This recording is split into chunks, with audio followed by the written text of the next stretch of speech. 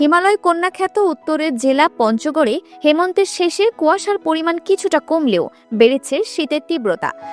বৃহস্পতিবার 11 ডিসেম্বর সকাল 9টায় জেলায় দেশের শীত মৌসুমের সর্বনিম্ন তাপমাত্রা 8.9 ডিগ্রি সেলসিয়াস রেকর্ড করা হয়েছে।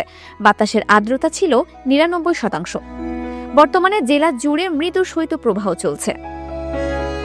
এর আগে সকাল 6টায় সর্বনিম্ন তাপমাত্রা 9.2 ডিগ্রি সেলসিয়াস রেকর্ড করা হয়, আর বাতাসের আর্দ্রতা ছিল 72%। গতকাল দিনের সর্বোচ্চ তাপমাত্রা 28.2 ডিগ্রি সেলসিয়াস রেকর্ড করা হয়েছিল। দিন এবং রাতের তাপমাত্রা প্রায় 28 থেকে 8 ডিগ্রি সেলসিয়াসে ওঠানামা করেছে। গতকাল বুধবার রাত থেকে কুয়াশায় ঢেকেছিল পথঘাট। রাতভর বৃষ্টির মতো ঝরতে থাকে কুয়াশা। সকাল 7:30 পর্যন্ত কুয়াশা দেখা যায়। ভোরবেলা থেকে সড়ক মহাসড়কে হেডলাইট জ্বালিয়ে চলাচল করে যানবাহনগুলো। এরপর থেকে আস্তে আস্তে কুয়াশার পরিমাণ কমতে থাকে।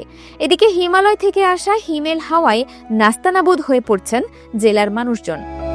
শীত নিবারণের জন্য আগুন পোহাতে দেখা গেছে মানুষজনকে।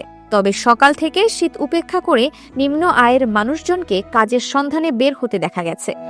এ বিষয়ে শ্রমজীবী মানুষজনের বক্তব্য তুলে ধরে এই বাতাস খুব কুয়াশাটা দেখা যায়, যা অবস্থা। আমি এখন জগদল থেকে আসলাম।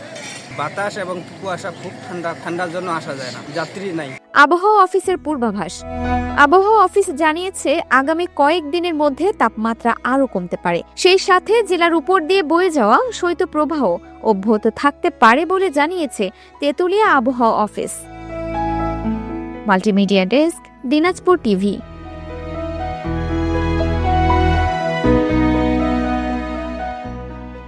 দিনাজপুর টিভি মানুষের জীবনের কথা বলে।